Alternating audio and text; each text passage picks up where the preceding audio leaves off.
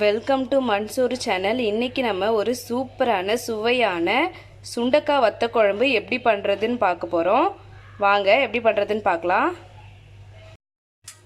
ஒரு கடாய் எடுத்துப்போம். அதில் நான் ஒரு 10 வரமிளகாயை இப்போ வறுத்து எடுத்துக்க போகிறேன்.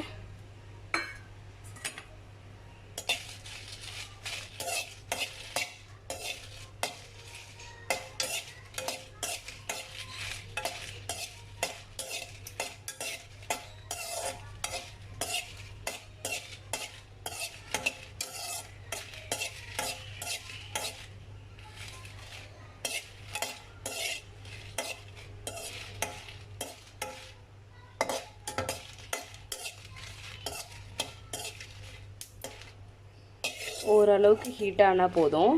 பாருங்கள்,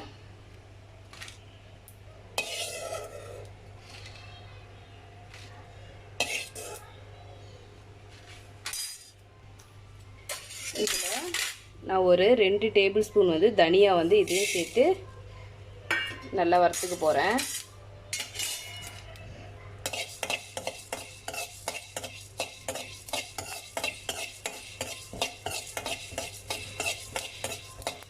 வெடிக்குது பாருங்க, ரொம்ப தீஞ்சிட வேணாம்.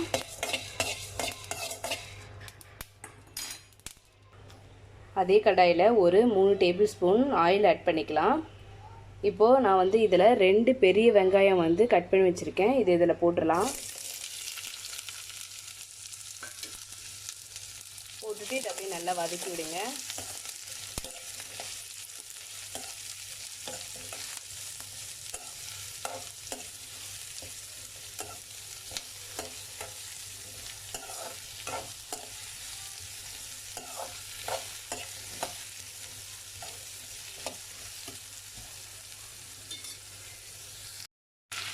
நான் ஒரு பெரிய தக்காளி பொடிசாக கட் பண்ணியிருக்கேன். இதையும் அதில் ஆட் பண்ணி நல்லா வதக்கி விட்டுறலாம்.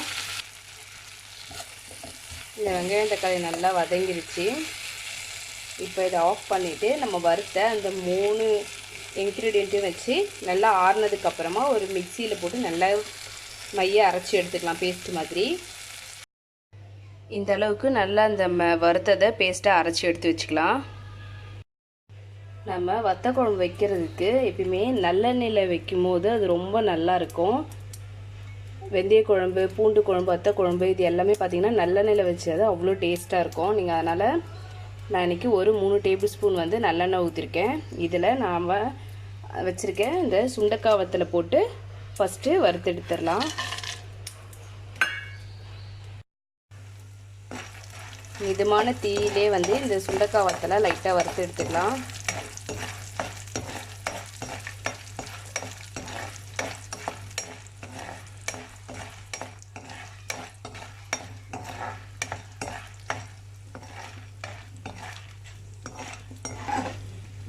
லைட்டாக இந்த அளவுக்கு வறுத்தா மட்டும் போதும்.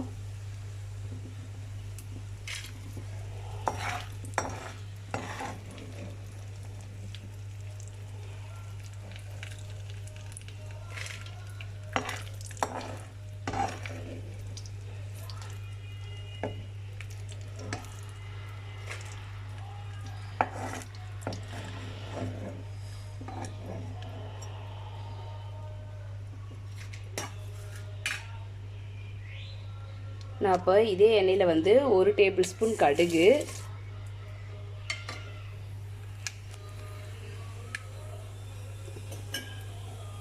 அது கூட 1 டேபிள் ஸ்பூன் ஜீரகம்,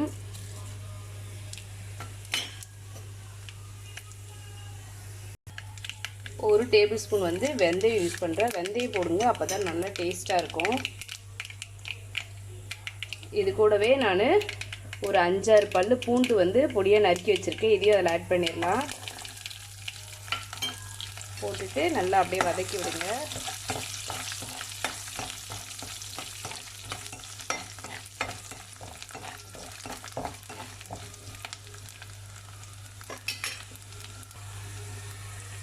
நான் சின்ன வெங்காயம் ஒரு 10 வெங்காயம் நல்லா தோல் உரித்து கொஞ்சம் கட் பண்ணி வச்சுருக்கேன்.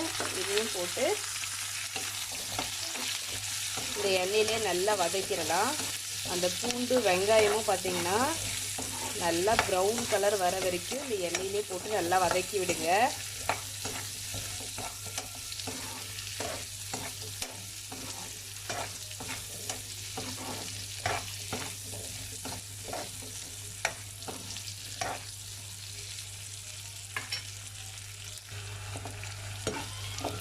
வெங்காயம் நல்லா வதங்கி வந்துருக்கு. இப்போ வந்து நான் ஒரு பெரிய தக்காளியை வந்து பொடிசாக கட் பண்ணியிருக்கேன், அதே இதில் ஆட் பண்ணிடலாம். ஆட் பண்ணிவிட்டு அதை நல்லா கிளறி விடுங்க. தக்காளி வந்து நல்லா குழைய வேகட்டும்.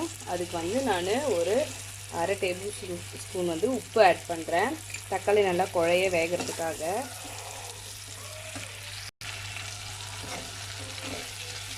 தக்காளி நல்லா குழைய வந்துருச்சு. இப்போ நம்ம வறுத்து அரைச்சி வச்சுருக்கேன் இந்த பேஸ்ட்டு வந்து இதில் ஆட் பண்ணிடலாம். கொஞ்சம் தண்ணி ஆட் பண்ணி இதை ஊற்றி விடலாம்.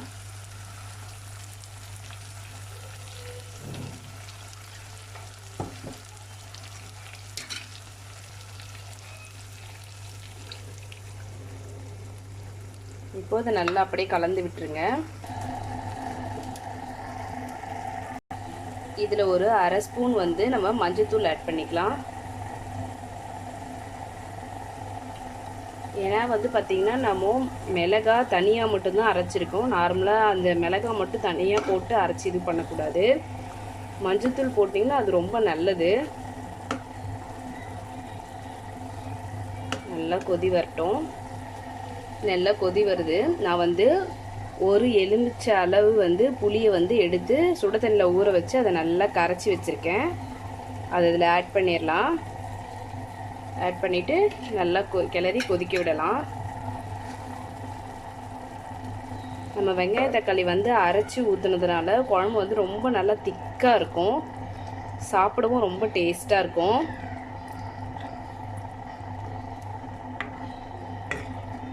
நீங்கள் இதில் தண்ணிலாம் எதுவுமே ஆட் பண்ண தேவையில்லை, ஏன்னா நம்ம புளி தண்ணி ஊற்றிக்கிறதுனால அதுவே போதுமானதாக இருக்கும். நீங்கள் தண்ணி ஊற்றுனீங்கன்னா வந்து அதை சுண்டி வர்றதுக்குள்ளே ரொம்ப டைம் எடுக்கும், அது டேஸ்ட்டும் கம்மியாயிடும்.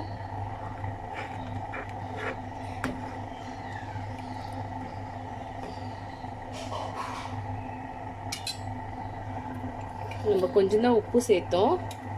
இப்போ வந்து இந்த இதுக்கு வத்த குழம்புக்கு ஏற்ற அளவுக்கு நான் உப்பு சேர்க்குறேன். உப்பு பார்த்துட்டு அதுக்கேற்ற மாதிரி நீங்களும் சேர்த்துக்கோங்க.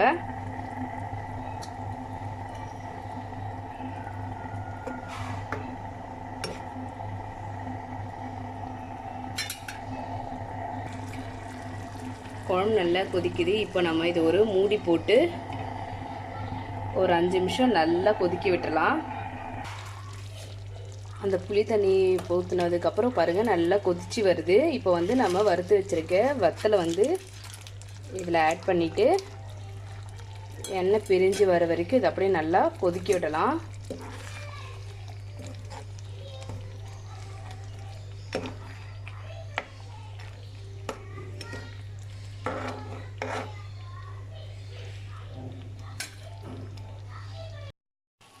பாருங்கள் எண்ணெய் நல்லா பிரிஞ்சு வருது. நம்ம இறக்க போகிற கொஞ்ச நேரத்துக்கு முன்னாடி நான் ஒரு துண்டு வெல்லம் வந்து பொடிசாக பண்ணி இதில் போட்டிருக்கேன்.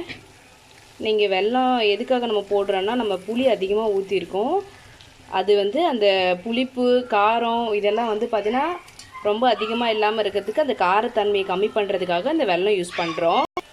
வெல்லம் வந்து ஆப்ஷனல் தான். நல்லா புளிப்பாக வேணும் அப்படின்றவங்க நீங்கள் வெல்லத்தை வந்து ஸ்கிப் பண்ணிக்கலாம். பாருங்கள் எண்ணெய் எல்லாம் நல்லா மேலே வந்துருச்சு. நம்ம இப்போ வந்து பார்த்திங்கன்னா இந்த திக்கை வந்து நம்மளுக்கு போதுமானதாக இருக்குது. இப்போ இந்த ஸ்டேஜில் நம்ம அடுப்பை ஆஃப் பண்ணிடலாம். பாருங்கள் எவ்வளோ சூப்பராக இருக்குது, பார்க்கவே அப்படியே சாப்பிட்ணும் போல் தோணுது. இந்த சுண்டைக்காய் வத்த குழம்பு பார்த்திங்கன்னா இவ்வளோ திக்காக வச்சு சாப்பிடும் போது தான் நல்ல டேஸ்ட்டு கிடைக்கும். இதை வந்து நீங்கள் 1 வாரம் வரைக்கும் நீங்கள் ஃப்ரிட்ஜில் வச்சு யூஸ் பண்ணி சாப்பிடலாம். இந்த வீடியோ உங்களுக்கு பிடிச்சிருந்துன்னா லைக் பண்ணுங்கள், உங்கள் ஃப்ரெண்ட்ஸ்க்கு ஷேர் பண்ணுங்கள், சப்ஸ்கிரைப் பண்ண மறந்துடாதீங்க. தேங்க்யூ.